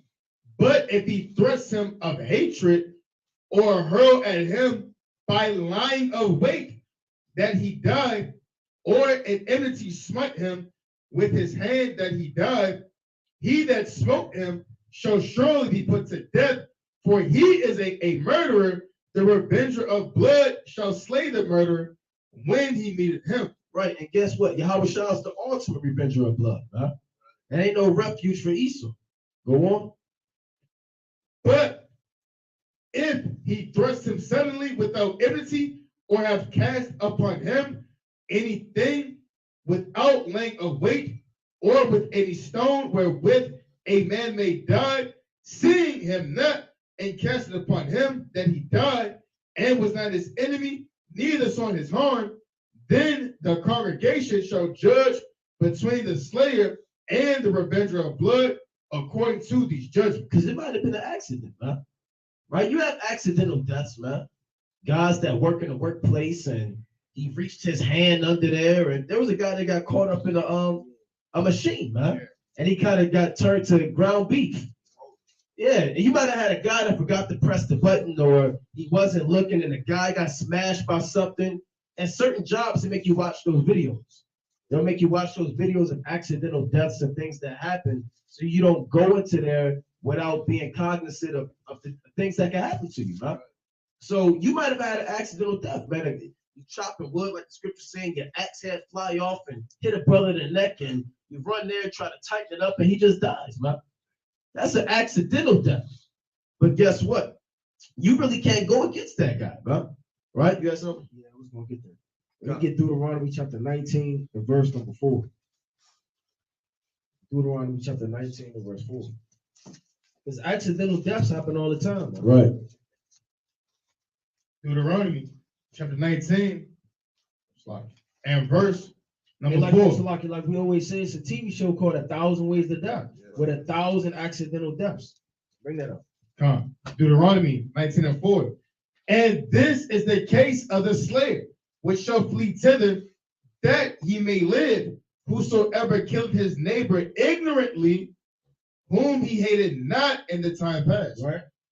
As when a man goeth into the wood with his neighbor to hew wood, and his hand fetcheth a stroke with the axe to cut down a tree, and the head slippeth from the helve and lighteth upon his neighbor that he died, he shall flee unto one of those cities and live. Right. He wasn't trying to kill him on purpose, man. Right. He was just chopping down the tree. Right, and he just got caught in the fire, man. You got a lot of people that may go hunting or shooting at the range, and things peradventure happen, and that's an accidental death. And a lot of people, even in this society, so-called, they get off on that sometimes. That's right, man. So you have entire chapters dedicated to murder, right? You can read on, King. Just read one more of that chapter. Verse 6. Lest the avenger of blood pursue the slayer, while his heart is hot. While what? While his heart is hot. They do that in the streets, when they call it street justice. You kill somebody's cousin, and they doing things, man. Brother seen Menace to Society, man. Right? You heard what Old Dog said that, man. Right? When he was with I can't remember the guy's name off the top of the head. Kane. Yeah, Kane, man. Kane. Right? Damn, Kane, Old Dog and Kane, man. Right? Yeah. We're going, and he said things, man. We're not going to quote the movie, but he went off. Right? That damn tit for tat street justice, man. He killed my brother, I killed your father. Drive-bys and murders, man. So let's read on. So your heart might be hot, man. You'll be mad. Go on. While his heart is hot and overtake him because the way is long. It might be an old guy. He can't really make it to that city in time. You a fast guy. Right? You're going to catch up with this man. And he won't want to talk his way out of it. You might not want to hear it, man. I'm sorry, it was an accident. I didn't mean to. I was chopping down wood. And a lot of guys wasn't going for that, man. You know? And slay him, whereas he was not worthy of death, inasmuch as he hated him not in time past. You see that? So these are these different cities of refuge in the ancient world, man. Right? And what would happen when you murdered somebody? Right? Go to Deuteronomy 21 real quick. Deuteronomy chapter 21 and verse 1, I believe. Deuteronomy 21 and verse 1. If one be found slain in the land, which the Lord thy God giveth thee to possess it, lying in the field, and he be not known who have slain him. This is another type of situation. Brother seen Boys in the Hood. What they say in the beginning of the movie? Want to see a dead body? And they all gathered. And it was, where's the law? When did Furious open up the book of Exodus, man, and Deuteronomy to figure out what to do, man. So you might see a dead body lying in the way, but nobody know who did it. So there's a way to go about this situation, right? Guy got murdered or put to death, however, but nobody knows. Read on. Then thy elders and thy judges shall come forth, and they shall measure unto the cities which are round about him that is slain. So this might have happened between Jerusalem and Bethany, or between Mount Ephraim and Jerusalem. They got to figure out what city did this happen closest to. Go on. And it shall be, and it shall be that the city which is next unto the slain man, even the elders of that city shall take a heifer which have not been wrought with, and which have not drawn in the yoke. Yeah, that represents purity and innocence, undefiled with anything. So that's what the heifer, not drawn the yoke, and wrought with. It represents the purity and the innocence of this situation that the mans are proven to the Most High, for lack of better terms, that they had no cause in this. Read on. And the elders of that city shall bring down the heifer unto a rough valley, which is neither arid nor sown. That also represents purity, undefiled, untouched. Go on. And shall strike off the heifer's neck there in the valley. Read. And the priests, the sons of Levi, shall come near, for them the Lord thy God have chosen to minister unto him, and to bless in the name of the Lord, and by their word shall every controversy and every stroke be tried. Read. And all the elders of that city that are next unto the slain man shall wash their hands over the heifer that is beheaded in the valley. So they had to leave their dwelling place, come out over this situation, and this had to be done, huh? Read on. And they shall answer and say, our hands have not shed this blood, neither have our eyes seen. Read. Be merciful, O Lord, unto thy people Israel, whom thou hast redeemed, and lay not innocent blood unto thy people of Israel's charge, and the blood shall be forgiven them. Read. So shalt thou put away the guilt of innocent blood. See, that's the guilt of innocence. If you didn't do this, you was going to charge for murder by the Most High, man. I don't feel like going to a rough valley. I don't know where anyone is. It's too far away. I don't feel like finding a heifer. I was going to eat it tonight. I don't feel like, finding one that hasn't been drawn with a yoke. You got to ask around, man. Right? So go on. So shalt thou put away the guilt of innocent blood from among you, when thou shalt do that which is right in the sight of the Lord. See that these laws are perfect. You got laws for presumptuous murder, laws for manslaughter, laws for murder with a deadly weapon, laws for murder and nobody knows who did it. All of these laws, we knew in the ancient world. Now we don't know nothing, man. You waiting for Esau to figure it out. His detective knocked on the door, man. Now Esau can't, cold case. They put in that file, man. It's been there for 80 years, man. Still trying to figure out who killed damn John, man. The Most High already told you how to deal with these situations, man. So let's go back to Exodus 21. Right where we left off. Exodus chapter 21 and verse 14. But if a man come presumptuously upon his neighbor to slay him with guile, thou shalt take him from mine altar that he may die. And there's another, go to 1 Kings 2 and 5, I believe. Right? 1 Kings 2 and 5, real quick.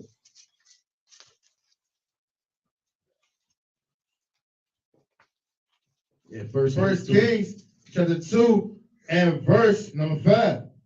Moreover, thou knowest also what Joab, the son of Zuriah, did to me, and what he did to the two captains of the host of Israel, unto Abner, the son of Ner, and unto Amasa, the son of Jether, whom he slew and shed the blood of war in peace. So that's another type of killing that can go down.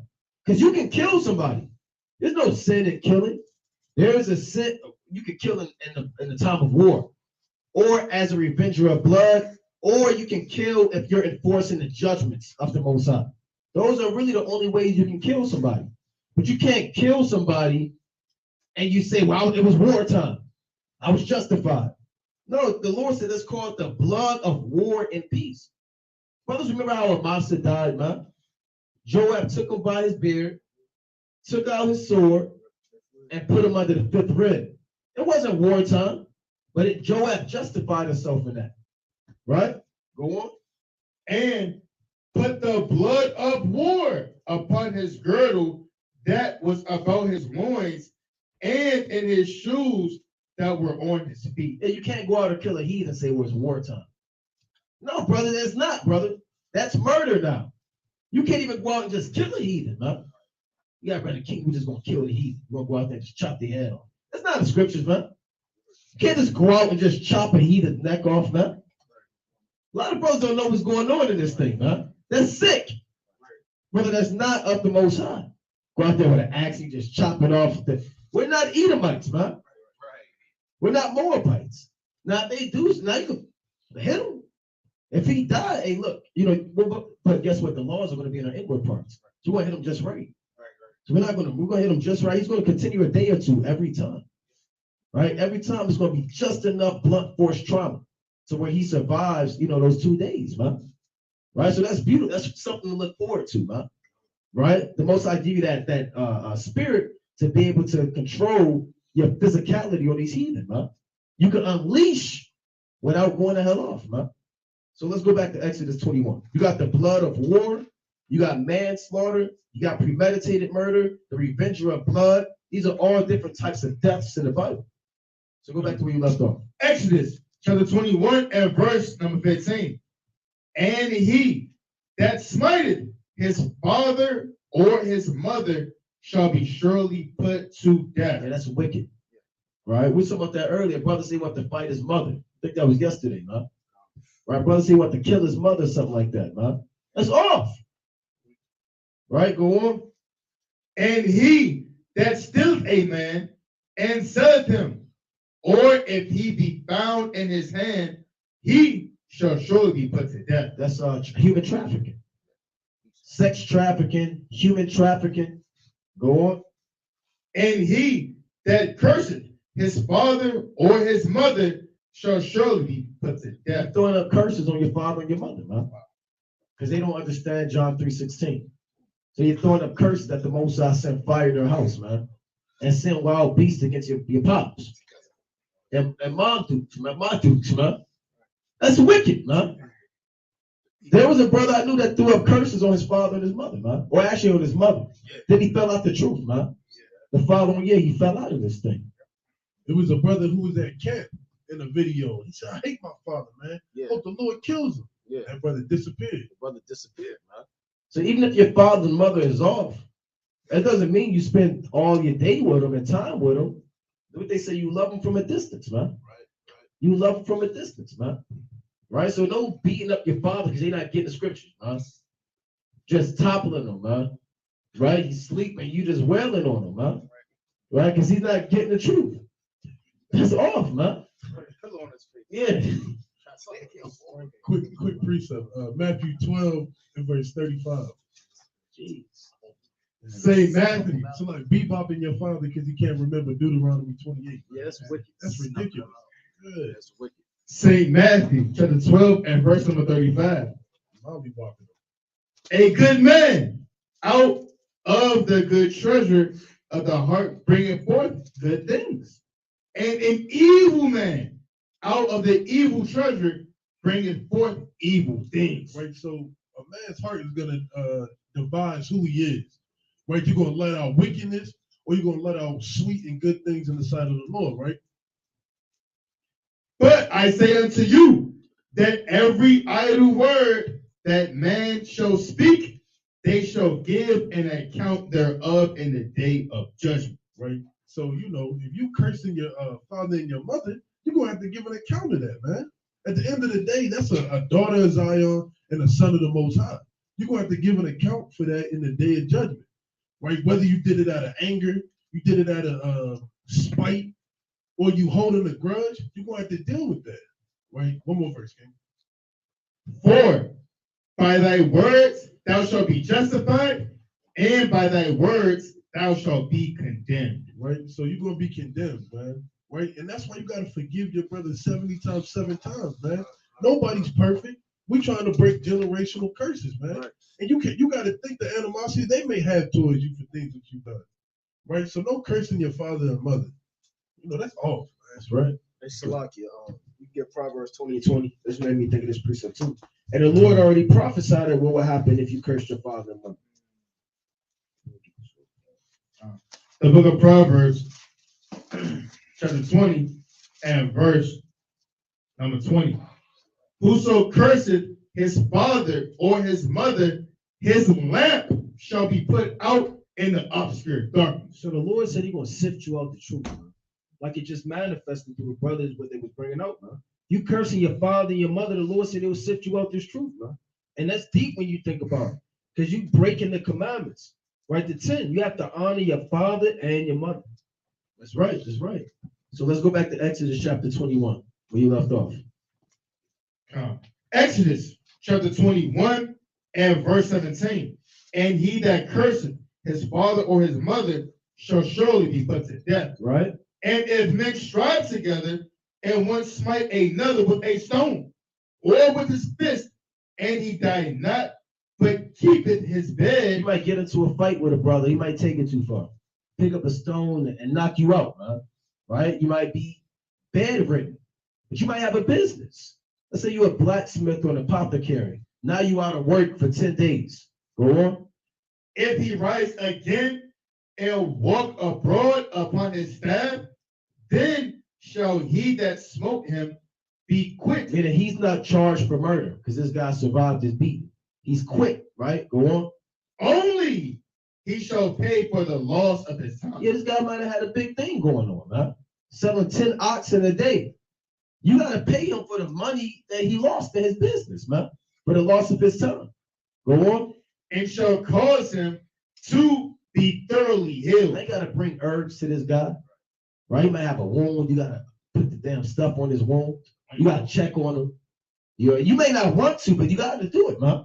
You got to bridge that gap. You got to make things right, man. So the Most High, these laws are perfect right here, man. You got to cause that brother to be healed, man. If he need a crutch on, and this is the truth, apply this to the real world, man. You might get into a car accident with a brother, man. He might break something in the leg or something, God forbid. You got to make sure that brother all right, man. He might not have insurance. He might not have enough on his bill. Hey, look, I don't have it like that, but I'm going to give you what I can. Look, every $100 out of my check, I'm going to put it towards your bill, right? If you need this, you need physical therapy, you got to help out with all of that stuff, man. These laws aren't just expired. These laws have to be applied every day. So if your brother get into it, y'all get into it, and he get jammed up, you got to help him get his health back right, man. Right, so let's go on. Verse 20. And if a man smite his servant or his maid with a rod, and he die under his hand, he shall be surely punished. Right? That's murder. You can't just go out there and chop your servant's fingers off, man. And laugh at it, man. Go on. Notwithstanding, if he continue a day or two, he shall not be punished, for he is his money. All right? That's your property. Go on.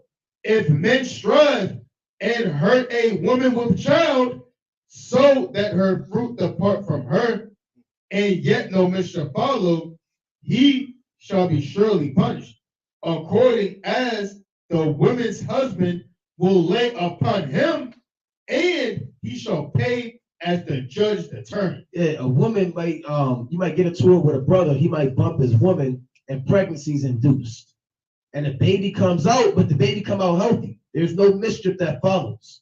You got to pay for that, brother, man. You got to pay according to what he said. Whatever it is, you got to pay up, man.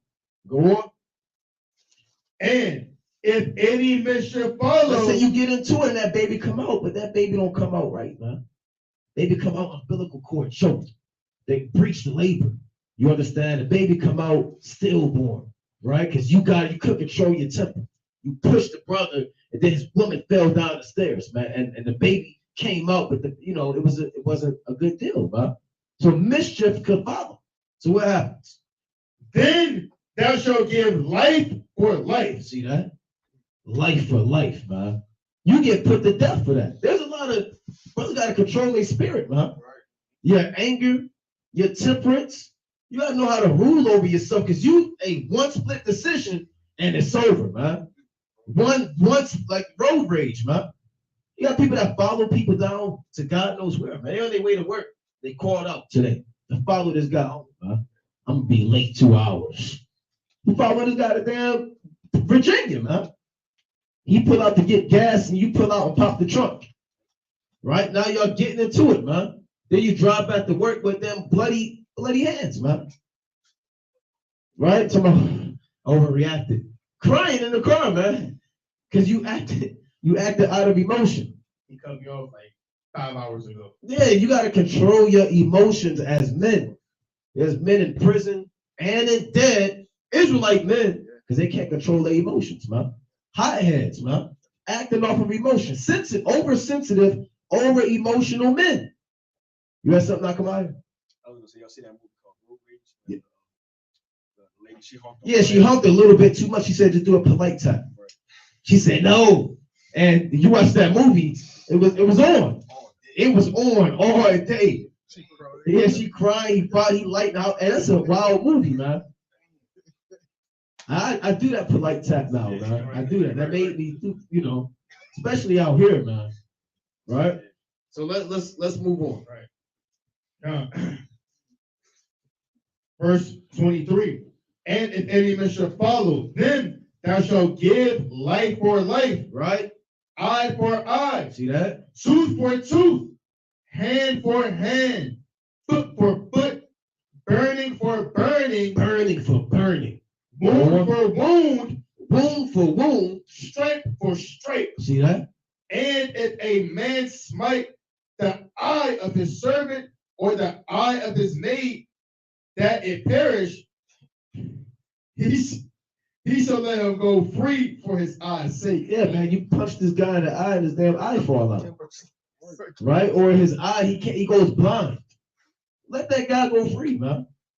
Right? You can't keep oppressing them and hold them accountable for not being able to see, man. He's walking this way, and let that guy go, man. There is mercy in the law too. This is called mercy. Right? So go on. And if he smite out his manservants too. So again, you have to control yourself, man. You have to know what you was getting into. Go on. Or his maidservant too, he shall let him go free for his tooth's sake. Right? If an ox gore a man or a woman that they die, then the ox shall be surely stoned. See that? You can stone oxes. Right? Spirit on the ox. You got spirits on wild beasts they got to put down. Pit bulls you can't tame. And damn, you seen Cujo, man? Just hunting man's life. And that's the name, Cujo? Cujo, the Rottweiler. Right? He was hunting men, man. Yeah, I never heard of that. Well, brothers, it was Saint Bernard. Saint Bernard was killing people. There was a Saint Bernard. He was killing people, man. Back in the 80s. It's an old movie, man. Throwback. It's a throwback. Brother seen that. So you might have a spirit that'll hop on a dog. They got rabies. They got mad. They call them mad, man. And they'll go, and you can't tame certain creatures. You got these dog whisperers, and I'm gonna talk to your dog, and that eater might come over and he growling at the dog, and the dog growling back, and he jumped back, and they cut the camera, man. Right? Certain beasts, look, you have stone them. He just goring people, just piercing people through with his horns, man. Yeah, I killed 10 people. It's time to let that ox go. He's a damn murderer, man. Read that again. Yeah, that's cool, Joe. Exodus 21 and verse number 28. Right? If an ox gore a man or a woman that they die, then the ox shall be surely stoned, and his flesh shall not be eaten. Yeah, the Lord got to put that out there. You know, Right. Jake, man. Right? Yeah, kill him and eat it. Yeah, eating your murderer ox, man. I don't want to let that go to waste. Do we let it go to waste? And put a spirit on you, man. That spirit that's on that ox, it'll hop on you. Right? So let's go on. But the owner of the ox shall be quit. So guess what? That owner, look, he there's no charge on him. It was a spirit on the ox. It happens. Right? Go on. But if the ox were wont to push. So fuck it. But if the ox were wont to push with his horns in time past, And he got a reputation. Like people, their dogs got a reputation for biting people. Oh, he don't bite. Right? You know how Jake always say that. He love people, huh? You know this dog done bit 10 people. And you just don't want to own up to. He's trying to keep bringing them around, man. Bring them around people. Or people got dogs that attack other dogs and they bring them to the dog park, thinking they're gonna finally get right. Your dog not getting right, man. So you might have a beast that has a reputation of just lashing out, and you don't want to control it. So guess what? When that dog bites somebody, you get held accountable for it, man. When that ox gores somebody, it's on you, because you know the spirit of your beast. We're supposed to keep him locked up. That's why they have dog, keep him in the cage, man. Right. Keep trying to kill him, keep trying to make him something that he's not. He's not that kind of dog, man. Right? So read on. But if the ox were wont to push with his horn in time past, Right? and it has been testified to his People are owner, complaining about this guy, man. About this ox, man. They just come around and he's charging at him. Thank God there's a fence right there, man. But hey, look, you need to control that ox, man. Oh, no, he all right, he'll be all right. Right, go on. and he have not kept him in, They don't take him off the leash and let him roam free. Go on. but that he hath killed a man or a woman. Now he killed the man. And you knew better. You know you're supposed to keep this ox locked up, man. Now he's murdering people in the city. Read on. The ox shall be stoned, And what? and his owner also shall be put to death. See that? You gotta watch over this, man. You gotta control these beasts out here, man. Have some wisdom, man. Read on. Verse 30. If there be laid on him a sum of money, then he shall give for the ransom of his life whatsoever is laid upon him. He might say, look, man, I know we have the right to stone you, but just pay us instead. Right? Give us, they call it life insurance policies. So a guy might die, but he might have a $500,000 life insurance policy. So they get rewarded even though this guy dies. So you could do a forced life insurance policy in that situation. So instead of this guy getting stoned, he got to pay a ransom. Right? He got to pay maybe 50,000 shekels. Now, if he can't pay it, and guess what's going to happen? He's going to go to where his ox is, man. In the spirit world. Right? He's going to be up there with his ox that he can't control. So you might give him a time limit. He will have to figure out how he's going to come up with this money. Now, if he can't come up with this money, hey, look, he's going to be up there with that ox, man. So let's read on. Verse 31. Whether he have gored a son or have gored a daughter. Brother, to be hot if an ox gore your son, man. A brother, ox gore your daughter. You told this guy, you're going to be hot, man. Right? Go on. According to this judgment shall it be done unto him. Right? If the ox shall push a manservant or a maidservant, he shall give unto their master 30 shekels of silver, and the ox be slaughtered, and the ox shall be stoned. They might have injured this guy. Now, and you might have had a worker. You got to pay for your worker. You need to hire another worker because your worker's out of work now, huh? So now you need 30 shekels because that's the price of a slave. That's how much Judas betrayed Yahushua for. The price of a slave. So now your slave is out of work, but them apples ain't going to pick themselves. So you need to hire another worker for 30 shekels of silver. Right? Go on. Verse 33. And if a man shall open a pit, or if a man shall dig a pit, and not cover it, and an ox or an ass fall therein, the owner of the pit shall make it good, and give money unto the owner and of them, and the dead beast shall be his. See that? Right, so go on. That's plain. And if one man's ox hurt another, Right, they duking it out, man. They locking horns. Go on. that he died, then they shall sell the live ox and divide the money of it, and the dead ox also they shall divide. Right? Or if it be known that the ox have used to push in time You past, got that pushing spirit, like the charge people. Go on. and his owner have not kept him He in, let him roam free. he shall surely pay ox for ox. You got to pay ox for ox, man. Yeah, you might have a nice ox, man. See, oxen, we look at oxen now, like, what's the ox about? What's the ox? That was your livelihood, man. If you, that was like, look, that was your top deal, man. Ox, they was plowers. They helped you get the land right. They helped you break up the ground. Oxen was life, man. Like Esau got that John Deere.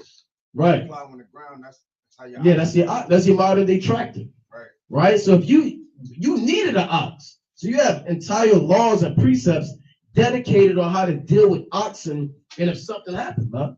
So read on. And the dead shall be his own. And the dead shall be his own. So these are the judgments of the Most High. With marriage, to a certain extent, oxen, servants, buying, and these are the things that we have to go into, man. So again, these laws, you may not have an ox now, but a lot of these laws you want to think about and apply in modern terms.